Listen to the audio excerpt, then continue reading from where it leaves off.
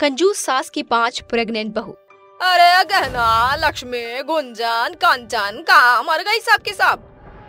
आवाज सुनकर पांचों बहू एक साथ आकर कहती हैं, ये रहे गर्मा गर्म चाय और ये नाश्ता। अरे ये 2 किस्म की सब्जी बनाने को किसने कहा था नास पीटियो। फिर भगवती जैसे चाय की पहली घूंट गले से नीचे उतारती है तो वो कहती है, नाश पीटी तुम्हें, अरे इतने गाढ़ी दूध की चाय बनाने को किसने कहा था। तुम सबका हाथ एकदम खर्चीला है। माँ जी एकदम पतली चाय अच्छी नहीं लगती। तुम्हारा बाप क्या मेरे घर दूध की डेयरी खोल गया है।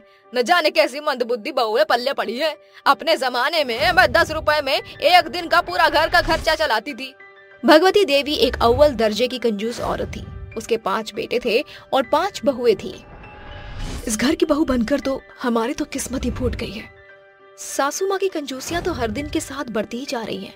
ये सभी बातें ही कर रही थी कि तभी किचन से जोरदार आवाज आती है, राम जाने कैसी बेअकल बहू पल्ले पड़ी है। माँ जी हमने तो आपके कहे अनुसार एकदम नाप तोल कर ही खाना बनाया था। फिर इतना खाना आखिर कैसे बचा। सासू माँ कल रात हम सभी के पति बाहर से खाकर आ गए थे। अब इस खाने को गरम करके तुम सब खाओगे और अगर एक भी दाना कूड़े या थाली में दिखा तो अगले 2 दिन तक तुम सभी का खाना बंद। सासू माँ इस खाने में तो झाग आ गया है। एक तो ये रात का बासी खाना है, ऊपर से ये खराब भी हो चुका है। अगर हमने इसको खाया तो हम सभी बीमार पड़ जाएंगे। पहले के जमाने में यही बासी खाना खाकर औरतें हट्टी कट्टी रहती थी। डॉक्टरनी न झाड़ो बहुरानी, इन अनाज को खरीदने में नोट लगते हैं। न चाहते हुए भी उन्हें सड़े हुए बदबूदार खाने को खाना पड़ता है, जिसके कारण 5 की सेहत एक साथ बिगड़ जाती है। ये देख उनके पति कहते हैं, कंचन तुम दिन पर दिन इतनी कमजोर क्यों होती जा रही हो। क्या बात है गुंजन, आजकल तुम्हें खाने को नहीं मिल रहा है क्या। सासू माँ की कंजूसियाँ तो आप सभी जानते ही हैं। उनकी कंजूसी के चलते कल हमने जी मारकर खराब खाना खाया, जिसके चलते हमारा ये हाल हो गया। अरे इतनी कंजूसी तो एक बनिया भी नहीं करता जितना हमारी कंजूस सास करती है। भगवती के बेटे भी माँ की कंजूसी से अच्छी तरह वाकिफ थे, पर माँ को बुरा न लग जाए इसीलिए वो कभी कुछ नहीं कह पाते थे। वक्त गुजरने के साथ 5 बहू एक साथ गर्भवती हो गई और डॉक्टर भगवती से कहता है, देखिए आपकी 5 बहुएं पहले ही बहुत कमजोर हैं। अब इनका ख्याल खास तौर से रखना होगा। ये दवाइयाँ लिख दी हैं, ये इनकी प्रेगनेंसी में बहुत जरूरत है इनकी। ऐसा कहकर डॉक्टर चला जाता है। बाप रे, इस करमजले डॉक्टर ने तो खर्चा बढ़ा दिया। इन महंगी दवाइयों में तो आधी जमा पूंजी निकल जाएगी। दवाइयों के खर्चे से बचने के लिए भगवती उस पुर्जे को अपनी बहुओं के सामने टुकड़े करके कहती है, ये डॉक्टर वे तो कुछ भी बोलते हैं। घर की दाल रोटी खाओगी तो जच्चा और बच्चा दोनों तंदुरुस्त पैदा होंगे। उसके जाने के बाद सभी बहुएं आपस में बात करती कहती हैं, सासू माँ ने चंद पैसे बचाने के लिए ऐसा किया। न जाने इतने पैसे बचाकर सासू माँ कौन सी बिल्डिंग खड़ी करना चाहती हैं। फिर उन 5 के गर्भावस्था के महीने बीतने पर वो कहती हैं, माँ जी जेठ की भीषण गर्मी पड़ रही है, 1 किलो नींबू मंगवा दीजिए। इस समय शरबत पीना माँ और बच्चे दोनों के लिए फायदेमंद होगा। क्या कहा, आधा किलो नींबू। अरे पता भी है 1 नींबू पूरे 10 रुपए में मिल रहा है। मेरे पास क्या नोट के पेड़ लगे हुए हैं। हम सभी के पति महीने की पूरी कमाई आपके हाथ में थमाते हैं। अगर हम सही ढंग से खाएंगे नहीं तो क्या आपके बल से बच्चे पैदा करेंगे। मैं कोई टाटा बिरला देख रही हूँ क्या। बेमतलब के खर्चे के लिए मेरे पास एक फूटी कौड़ी नहीं, समझी, जो है वही खाओ। भगवती अपने कमरे में आकर एक तिजोरी खोल कर कहती है, अब तो मैं यहाँ मजे से बैठकर मीठे मीठे काजू बादाम खाऊंगी और मेरी बहुएं खाएंगी रूखी सूखी रोटी।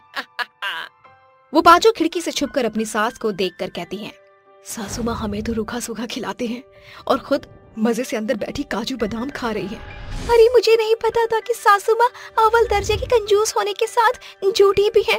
देखो कैसे गाय भैंस की तरह जुगाली कर रही है। कमजोरी के चलते कंचन जमीन पर ढप से गिरकर बेहोश हो जाती है और चारों उसे उठाकर बिस्तर पर लिटाते हैं। भगवान का शुक्र है कि तुम्हें होश आ गया। क्या बात है, तुम सभी के पैर यहीं जम गए हैं है? क्या आज रात का खाना नसीब होगा कि नहीं। फिर वो काम पर लग जाती है। ये सासू माँ ने कैसे बैगन खरीदे हैं, सैकड़ों कीड़े भरे हुए हैं इसमें और ये भिंडी भी एकदम पिलपिली और सूखी हुई है। अरे जीजी, जरूर हमारी कंजूस सासू माँ को ये सड़ी गली सब्जियाँ मुफ्त में मिल गई होंगी। बहुरानी, मुफ्त में कोई अकल भी नहीं बांटता। आजकल के जमाने में बिना कंजूसी के काम नहीं चलता। भगवती अपने कमरे में जाकर फ्रिज का ताला खोलकर उसमें से फल निकाल कर कहती है, हाय मेरे लाल लाल अनार, इससे पहले कि मेरी बहुओं की चील वाली निगाह इन फलों पर पड़े, इन्हें खा जाती हूँ। कुछ दिन के बाद कंचन और गुंजन दोनों ही एक साथ बेहोश हो जाती हैं, लेकिन भगवती को इस बात का कोई फर्क नहीं पड़ता। फिर गर्भावस्था के 9 महीने पूरे होने के साथ पांचों को दर्द शुरू होता है। माँ जी, बच्चे की दुनिया में आने का समय पूरा हो गया है, हमें अस्पताल ले चलिए। क्या कहा? अस्पताल? अरे अस्पताल में डिलीवरी का लंबा चौड़ा खर्चा कौन उठाएगा है? दीदी, मुझे बहुत दर्द हो रहा है। हमारे जमाने में औरतें घर में बच्चा जनती थी, वहाँ जाकर बेमतलब का बिल फड़वाओगी, यहीं रहो। गुंजन और कंचन की हालत बहुत ज्यादा बिगड़ जाती है। तभी उनके पति घर आकर उन्हें दर्द में देखकर अस्पताल ले आते हैं, जहाँ डॉक्टर कहता है, देखिए आपकी 2 पत्नियों की हालत बेहद नासाज है। देरी से अस्पताल पहुंचने के चलते उनका पानी काफी बह चुका था। हम उनके बच्चे को बचा न सके। जैसे तैसे हमने 3 बच्चों को बचा तो लिया, लेकिन गर्भावस्था में सही खान पान के अभाव की वजह से वो काफी कमजोर हैं। देख लिया माँ, तुम्हारी कंजूसियों के चलते हमने अपना बच्चा खो दिया। आपको पैसों से प्यार है ना? हर महीने आपको पैसे देंगे, लेकिन अब हम आपके साथ नहीं रहेंगे। भगवती के 5 बेटे उससे अलग रहने लगते हैं, जिसके बाद भगवती एकदम अकेली पड़ जाती है और कहती है, मेरी ही मक्खरपंती और कंजूसियों के चलते मेरी बहुओं ने अपने बच्चों को खो दिया और मेरे बच्चे मुझे छोड़ गए।